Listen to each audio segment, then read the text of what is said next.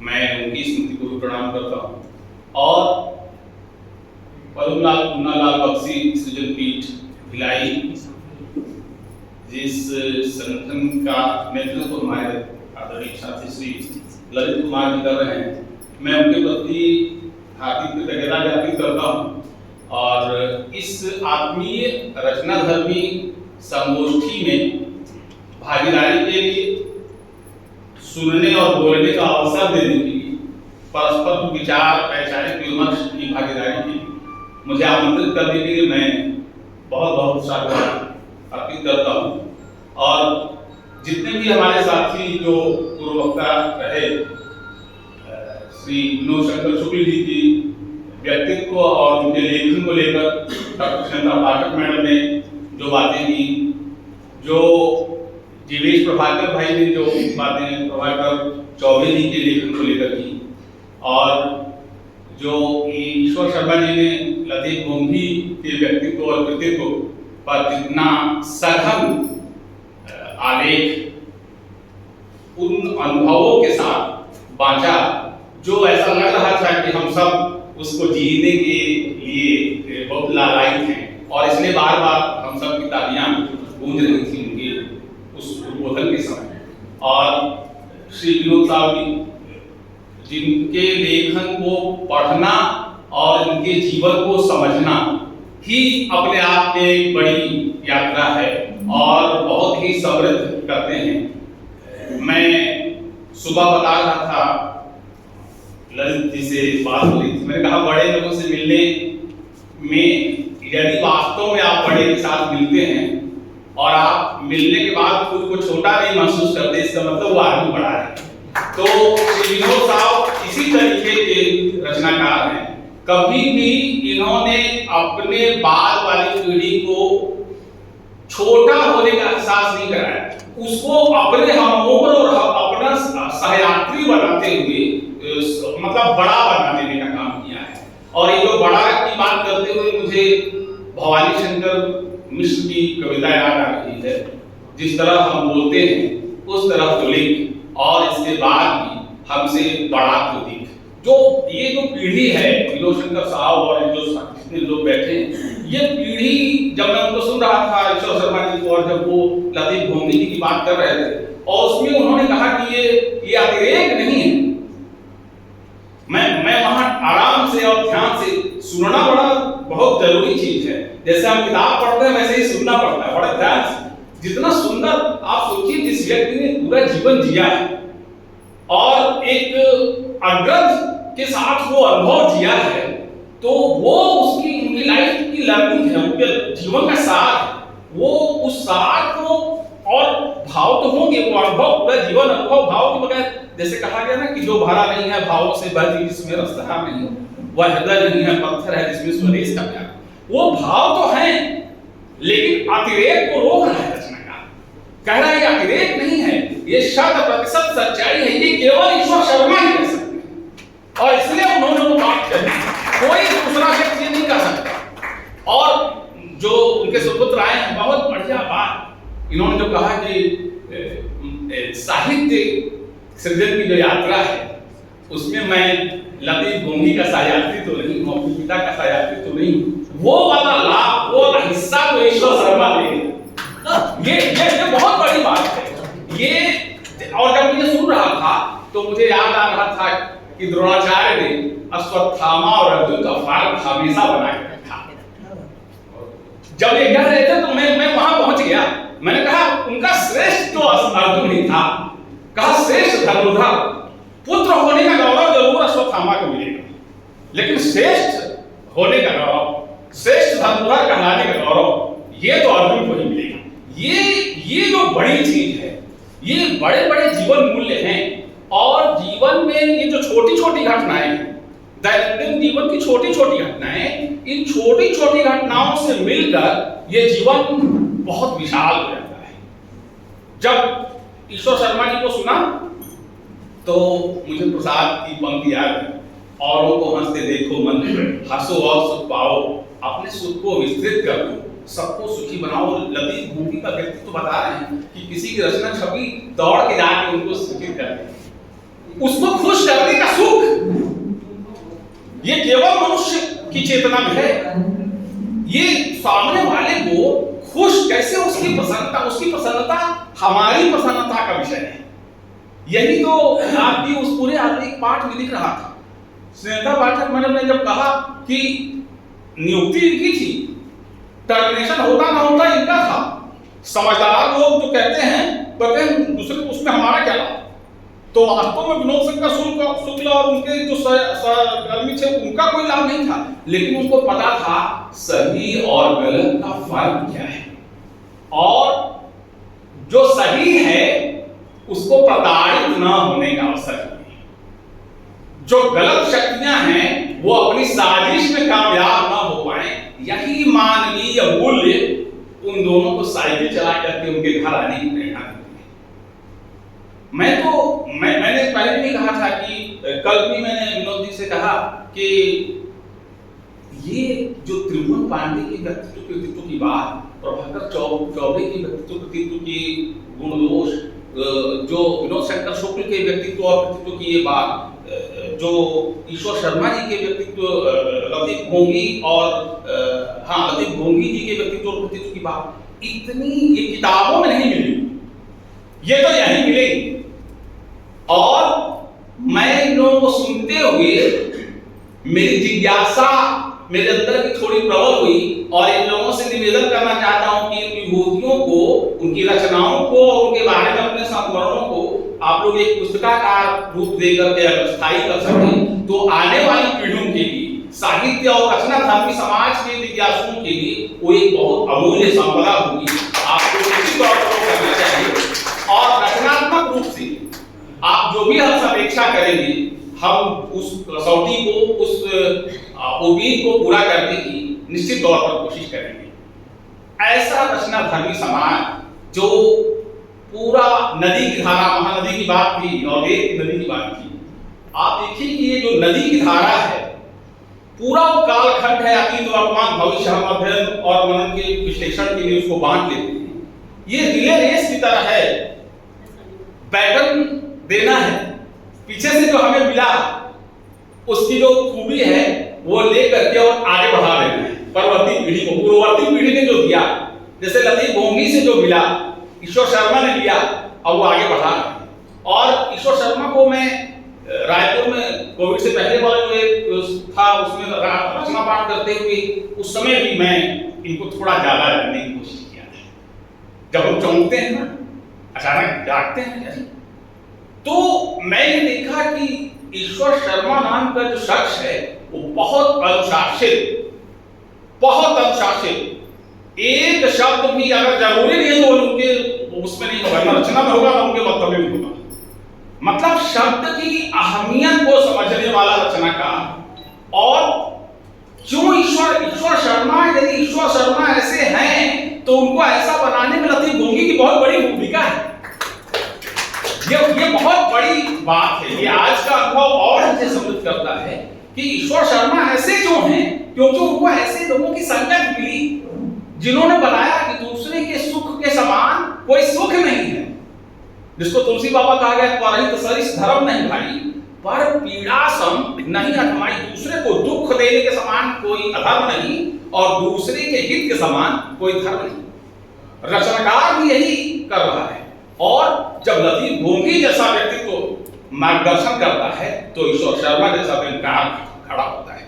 अन्य विधाओं में भी इन्होंने लिखा, लेकिन व्यंग्यकार ईश्वर शर्मा का जो रूप है, उनकी जो चेतन दृष्टि है, जो पक्षधरता है, वो उसके बाद निर्मित होती है।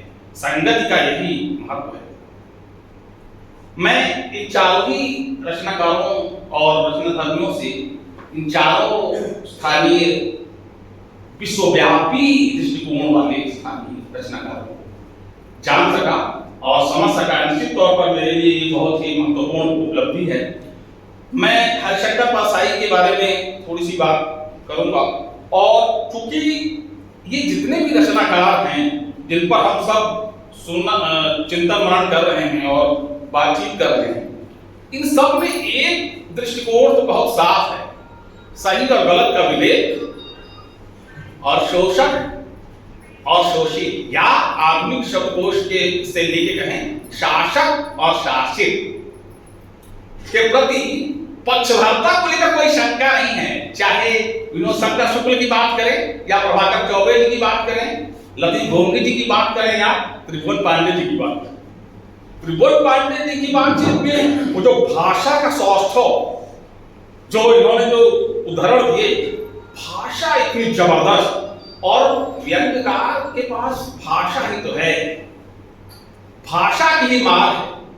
वो शब्दों के सहारे अपनी पूरी बात संप्रेषित कर जाता है और वो बात किसी धारदार हथियार की तरह असर डालती है जिसको। और दूसरी बात एक और है उसमें कि जो चार्ली चैपलिन ने कहा था कि दूर से जीवन को देखने पर कॉमेडी की तरह जीवन नजर आता है, और जितना करीब से देखते हैं तो वो त्रासदी की तरफ नजर आता है। व्यंग्य जीवन को करीब से देखने की दृष्टि देता है, और इसलिए आदिसंख्य व्यंग्य में जीवन के त्रासद क्षणों की अभिव्यक्ति आपको दिखाई देगी। चाहे आप परसाई के पगडंडियों का जमाना देखिए, या कंधे श्रवण कुमार के देखिए, विकलांग श्रद्धा का दौर देखिए, ठिठुरता हुआ गणतंत्र देखिए, अकाल उत्सव देखिए, इंस्पेक्टर माता दी चांद पर देखिए, आप तीसरे दर्जे के श्रद्धेय देखिए। अचानक से होंगे, अचानक से पहले दर्जे में आ रहे थे, साहित्यकारों की असलियत खो रहे, आना है पहले दर्जे में, आ रहे हैं तीसरे दर्जे। अब इससे पहले की आयोजक आए दौड़ के पहले दर्जे के सामने खड़े होना चाहते हैं, तो परसाई ताकि समझे लोग।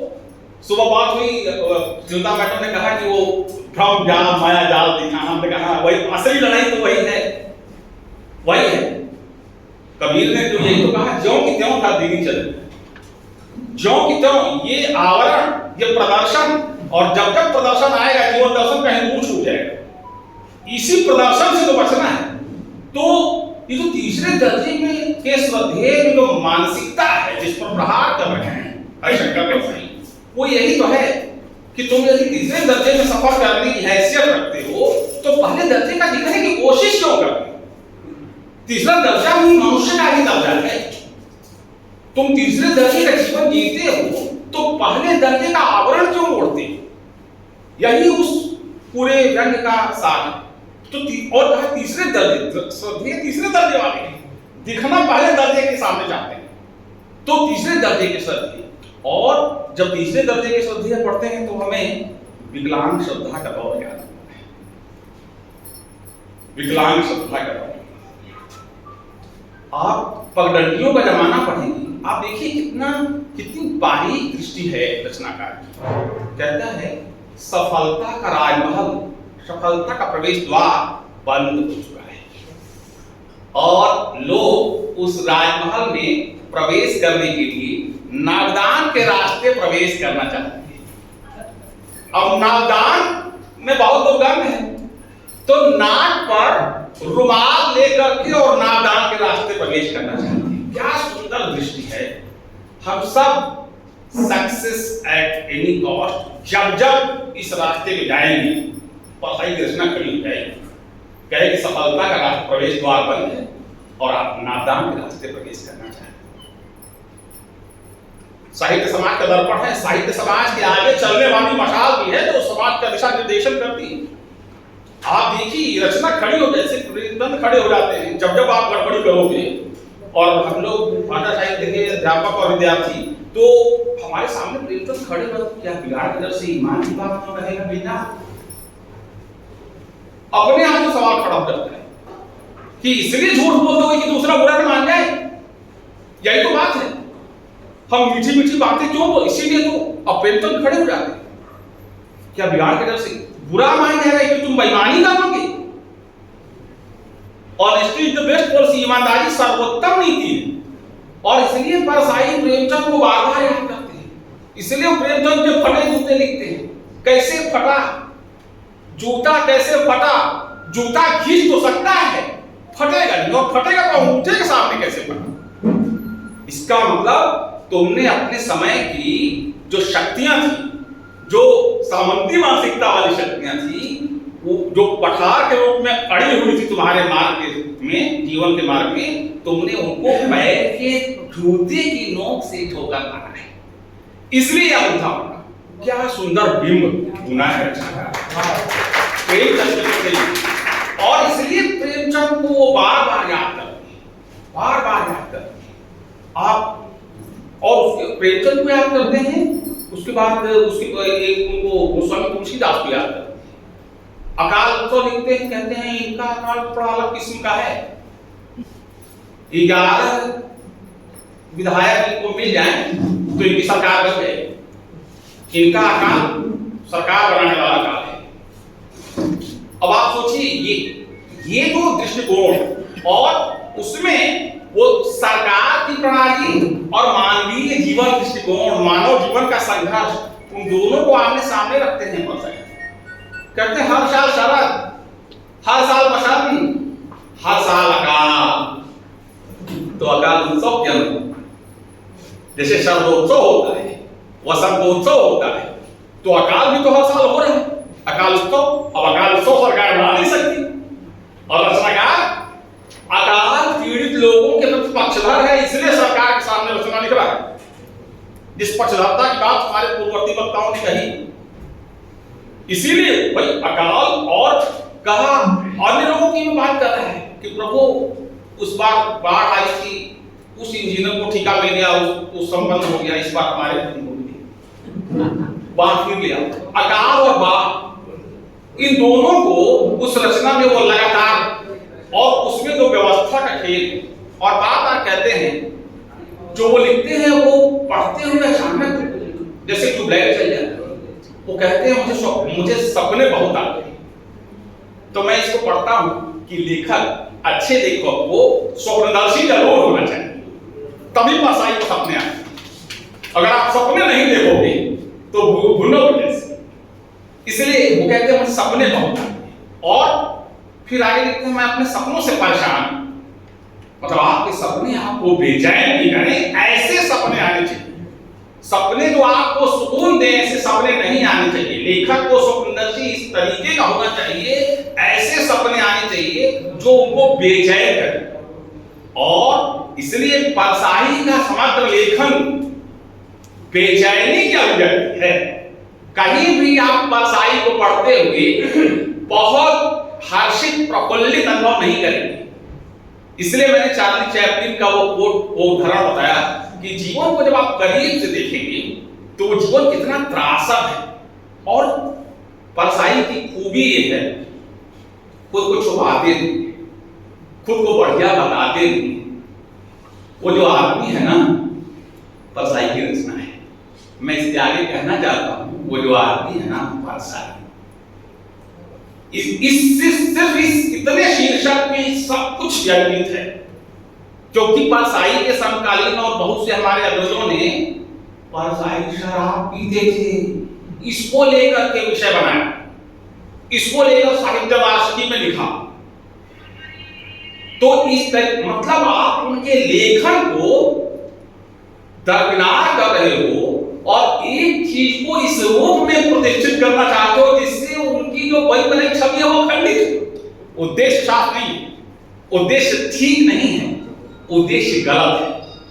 तो हम उसको इस रूप में समझते हैं। जब मैं परसाई को पढ़ने लगा, उसमें ये रचना मिल गई, वो जो आदमी है ना, और इस रचना में यही कहा गया है, अरे साहब आप जानते हैं वो तो शराब पीते हैं। तो इन्होंने कहा कि तुम अपने घर में ये बनाते हो, खाना बनाते हो। अरे भाई आप किचन में क्यों झांकने लगे? बोला पीना पिलाना तो उसका निजी मामला था, आप उसके घर में क्यों झांकने लगे? वो क्या खाता है, क्या पीता है? और आगे वो बहुत अच्छे से कहते हैं भाई साहब कोई चरित्रहीन है तो उसकी चरित्रहीनता का अफसोस नहीं है, उतना चरित्रहीन हम क्यों ना हुए ये परेशानी। तो ये भी उसमें वो जोड़ दे कि इस चरित्रहीनता का अवसर उसको कैसे मिलेगा, काश हमको मिला। तो और रचना शीर्षक है वो जो आदमी है, उनकी जो अकाल उत्सव रचना की बात मैं कर रहा था, मैंने कहा कि प्रेमचंद जैसे उनको पसंद है, जैसे उनको मुक्तिबोध पसंद है, जैसे उनको गाली पसंद है, तुलसी भी बहुत पसंद है। और बार बार तो वो कहते हैं, अच्छा वो मिथकों को अपनी रचना में दनादन भिड़ाते हैं, लोक मान्यताओं से टक्कर लेते हैं, वो बच के निकलते नहीं। तो जब वो अकाल उत्सव में कहते हैं मुझे सपने बहुत आते हैं, मैं पसीने से भर जाता हूँ, अचानक हड़बड़ा के उठ जाता हूँ, ऐसे रैक पे हाथ डालता हूँ, किताब निकाल लेता हूँ। अब किताब कौन सी निकली? रामचरितमानस। अकारण नहीं, यही परसाई का कौशल है, वो गुलसंदा नहीं निकलता, वेद प्रकाश शर्मा से उनको हम पाठक नहीं निकलते, रामचरितमानस तुलसीदास ही निकलती। ये परसाई का कौशल है। कहाँ जाना है सब तय है, और इसलिए वो प्रेमचंद को बार बार याद करते हैं। इतना कुशल शिल्पकार परसाई से पहले केवल प्रेमचंद हैं, केवल, मैं शब्द को बार बार जोड़ रहा हूं, केवल प्रेमचंद हैं जो इतनी कुशलता से बुनते हैं रचना को। अब जब वो कहते हैं कि मैं उठ जाता हूँ और हाथ डालता हूँ, किताब निकल जाती, किताब को रामचरितमानस खोल लिया, उसी बेचैनी में खोल लिया, ग्रंथ निकल गया। कौन सा का? सुंदर का। अकारण नहीं है कि रामचरितमानस को निकाला और रामचरितमानस में सुंदर कांड निकाला। उसके बाद पढ़ रहा है क्या? त्रिजटा और सीता का प्रसंग। यह सपना मैं कहूं विचारी, कोई है सत्य गए विचारी। यह पूरा प्रसंग जो रामचरितमानस को पढ़े हों उनको समझ में आना चाहिए। रामचरितमानस प्रबंध काव्य है, कभी कभी उसकी पंक्तियों को कुछ असाहित्यिक लोग साहित्यिक विशेषज्ञ की भूमिका के रूप में परिभाषित और विश्लेषित करते हैं और उनकी टिप्पणियों से साहित्यिक समाज बड़ा आहत हो जाता है। भाई जो उसका फील्ड नहीं है वो जबरदस्ती की दखल दे रहा है, उससे बहुत परेशान होने और नोटिस लेने की जरूरत नहीं है। रामचरितमानस प्रबंध काव्य है, उसकी किसी पंक्ति को संदर्भ और प्रसंग से काट कर विश्लेषित करेंगे तो आपका अनंत होना तय है। अब जब त्रिजटा सीता का प्रसंग है तो आपको समझना होगा त्रिजटा लंका की निवासी है, लेकिन उसकी प्रतिबद्धता किससे है? उस पीड़ित वंचिता सीता के साथ। सीता को दिलासा दे रही है त्रिजटा और कह रही है यह सपना मैं कहूं विचारी, और यह सत्य दे गए विचारी। परसाई का समग्र लेखन पीड़ितों और वंचितों के पक्ष में त्रिजटा की तरह हमेशा उम्मीद बंधा रहा है, और इसलिए परसाई ऐसे ही उदाहरणों को लेकर के आते हैं। वो बार बार विडंबनाओं और विसंगतियों का उपयोग करेंगे, लेकिन अंत में जाकर वो पाठक को एक अच्छा, जैसे कहें कि फुलफिलमेंट का एहसास कराएंगे, उसको भरा हुआ। परसाई की रचना को पढ़ने के बाद आपको लगेगा कुछ मिला, कुछ भरा। कंधे श्रवण कुमार की उनकी एक रचना है, उसमें भी वो कहते हैं कि पिता वो नियमित संध्या वंदन करता है और ब्रैकेट में लिखते हैं दारू पीता है। अब देखिए जब संध्या वंदन करता है, जब तक कहा था तब तक अलग दृष्टिकोण था, जब ब्रैकेट में लिख दिया कि दारू पीता है। अब दारू पीने के लिए उसको सोडा की जरूरत पड़ती है, तब क्या करता है? बेटे को बोलता है जा सोडा ले गया। बेटा, बड़ा बेटा सरपट पिता के मुंह से निकली नहीं बात और दौड़ पड़ता है, तो कहता है बड़ा बेटा आज्ञा है। अच्छा, जब इस रचना को आप पढ़ेंगे तो लगता है परसाई की दृष्टि कितनी गहरी है। पिता की सत्ता की विसंगतियों को भी नहीं छोड़ा इस शख्स ने। हम सब आज्ञाकारी बेटा चाहते थे, हम सब, उसमें मैं खुद भी शामिल हूं। बेटा बाप से सवाल करें, बेटा बाप की बात को मना करे, इतनी हिम्मत, सोचना भी पाप है। तुरंत उसको अगर कर्मकांड पाप हो जाएगा। तो कहा बड़ा बेटा बहुत बढ़िया है। छोटे बेटे को कभी कभी बोल देते जा सोडा ले आ। छोटा बेटा कहता है पैराग्राफ पूरा करके जाऊंगा, पढ़ रहा है। तो अब वो पढ़ रहा है तो कहता है पैराग्राफ पूरा करके जाऊंगा। अब परेशान है पिता।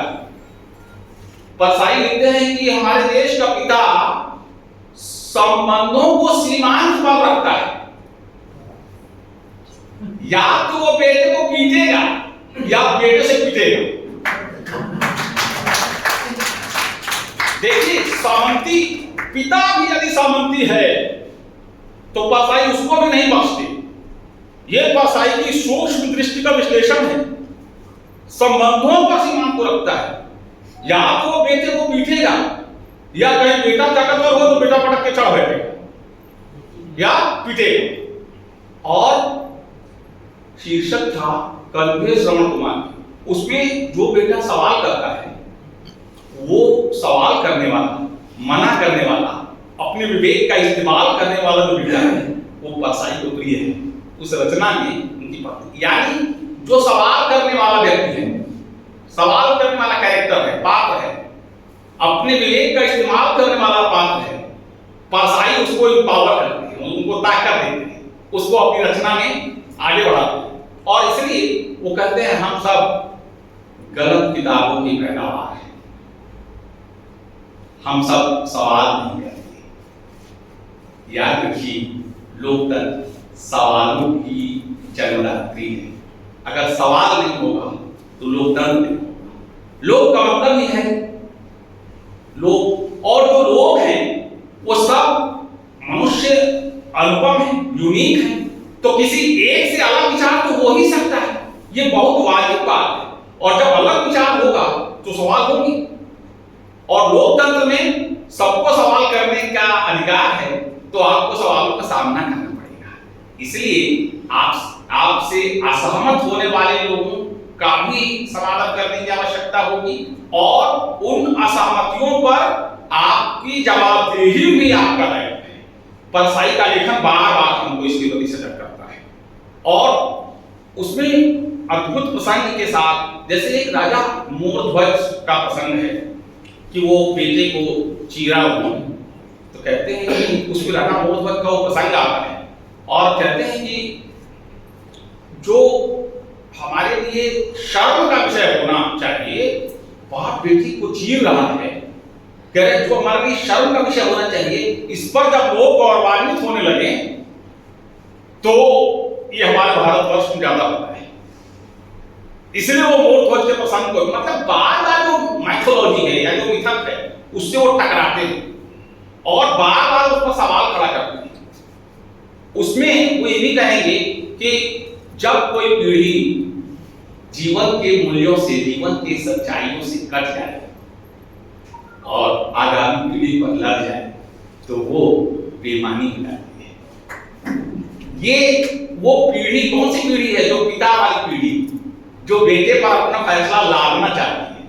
वो कहते हैं छोटा बेटा दूसरी किताबें पढ़ के आया है, वो सवाल करता है, वो पिता की बात नहीं मानता, बार बार वो उसको अप्रिशिएट करते हैं। और फिर वो कंधे श्रवण कुमार के से जोड़ते हैं। कहते हैं कि जो हमारे समय का श्रवण कुमार है, उसके कंधे दुखने लगे, वो कंधा बदलना चाहता है। आप देखिए कि जिसके ऊपर बोझा लगा है उसको फोकस करते हैं, हमेशा हमेशा उसको फोकस करते हैं।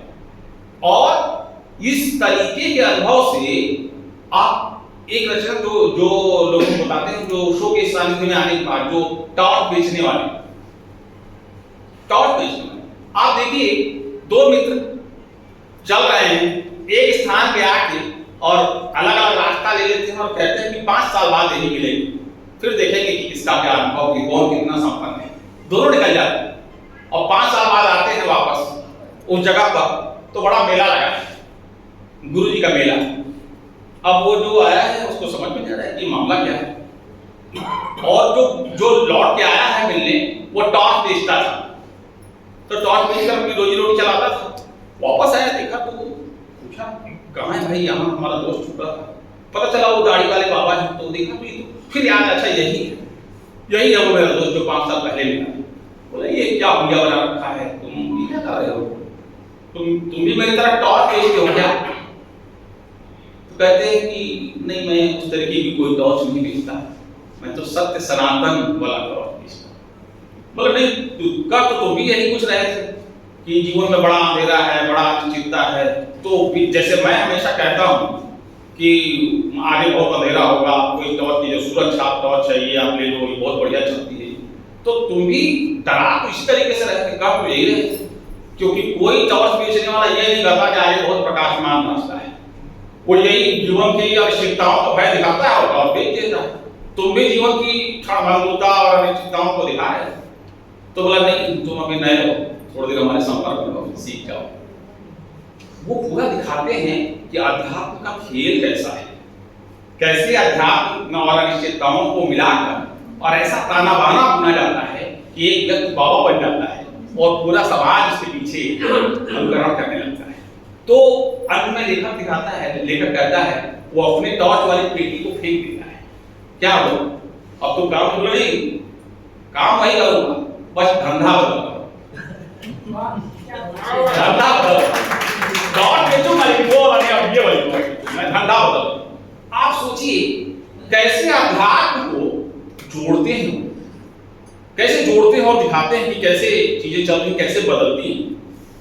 इंस्पेक्टर माताजी चांदपुर आप सबने पढ़ा होगा, आप गर्दिश के दिन को आप देखें, जो उनके जीवन की त्रासदी को बहुत करीब से देखने में सब हमको दृष्टि देता है, वो रचना दृष्टि देती है।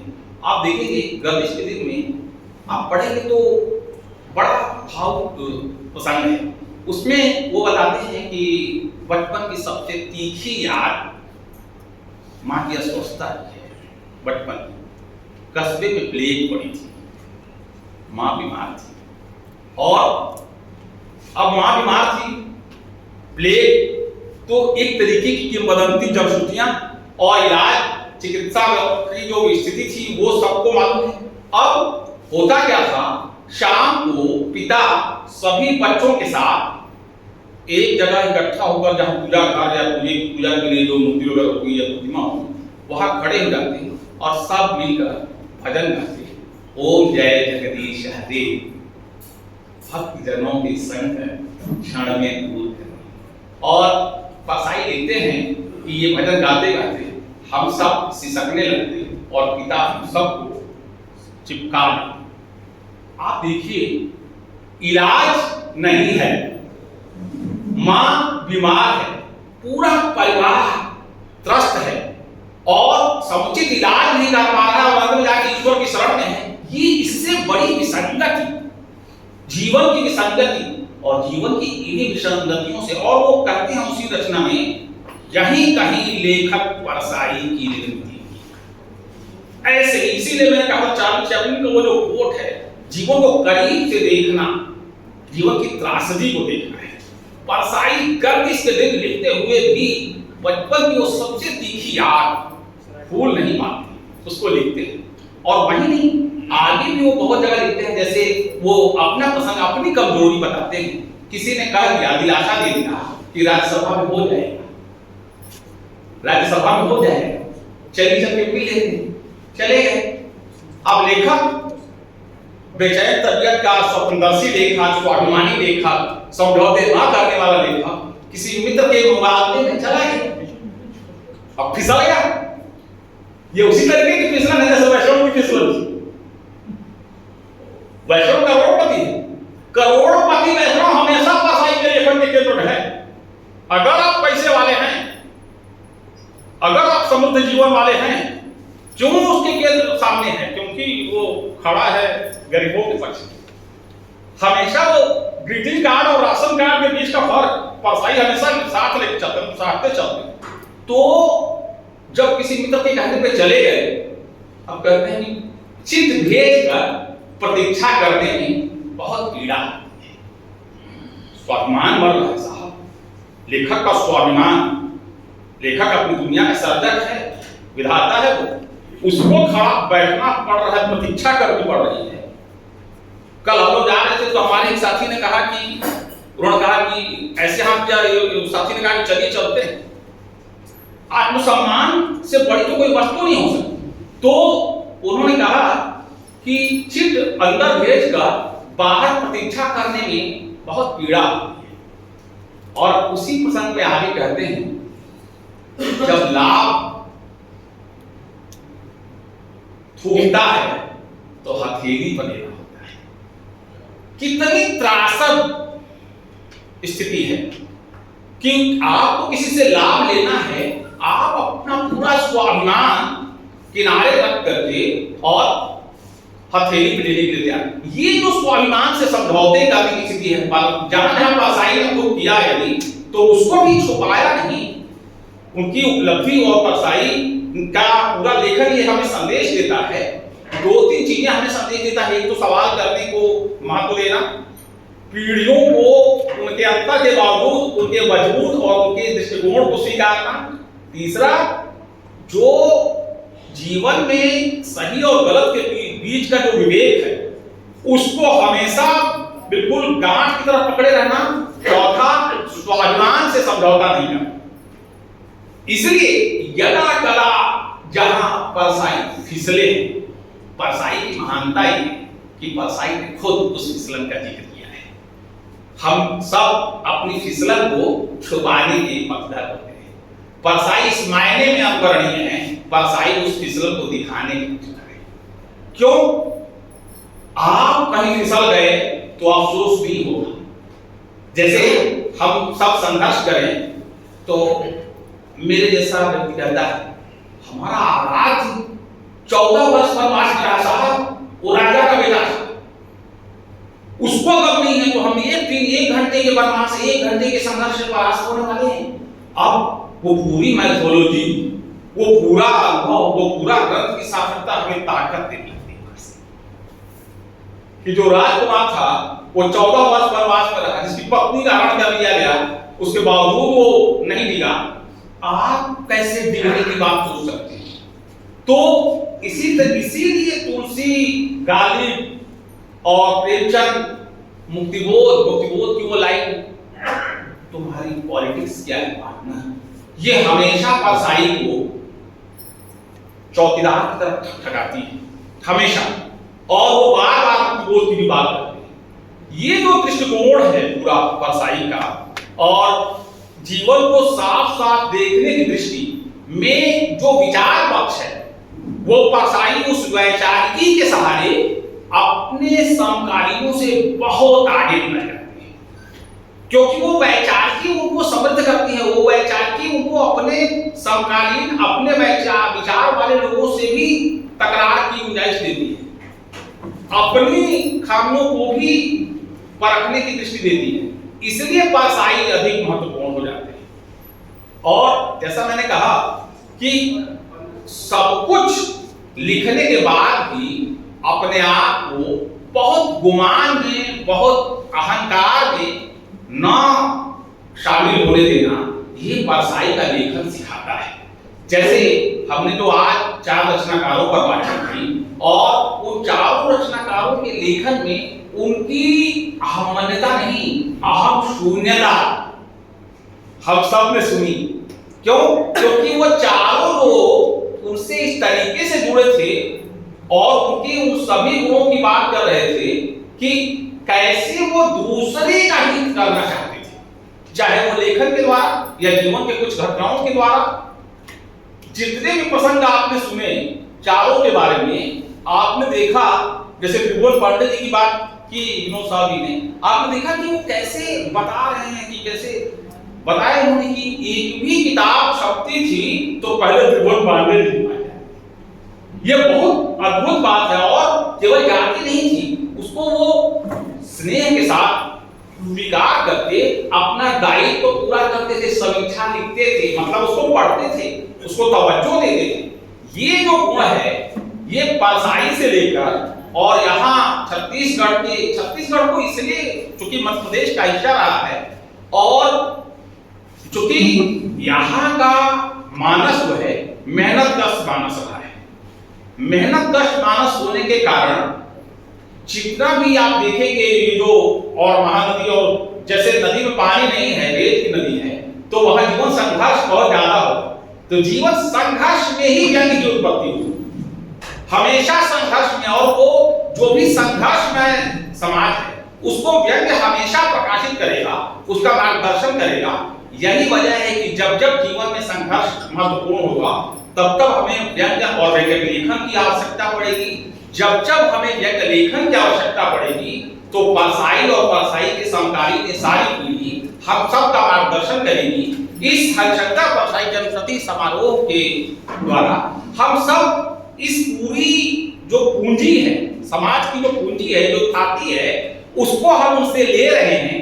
हम सब का दायित्व है कि इस थाती को अपने समकालीन और परवर्ती पीढ़ी तक पहुंचाएं कि दुनिया कैसी थी, कैसी है और कैसी होनी चाहिए। अतीत, वर्तमान और भविष्य का यही तो अंतर संबंध है, जिसके लिए शुरुआत हुई थी कि अतीत के मूल्यों से प्रकाशित होगा वर्तमान, वर्तमान के कृतियों से प्रकाशित होगा भविष्य। हम सब का यही दायित्व है कि ये जो रिले रेस चल रही है उस पे जो पूर्ववर्ती पीढ़ी का लेखन हमें जो बैटन जो संबल देता है, हम उसकी अच्छाइयों को भावी पीढ़ियों को सौंपें और अपने दायित्व का निर्वहन करें। आप सब ने मुझे यहाँ अपनी सहभागिता का अवसर दिया, इसके लिए आप सभी श्रोताओं को, परिजनों को और मधुलाल बख्शी सृजन पीठ के नेतृत्व करता दाता श्री ललित कुमार जी को और आप सभी साथियों को हृदय से आभार प्रकट करता हूं। बहुत बहुत धन्यवाद।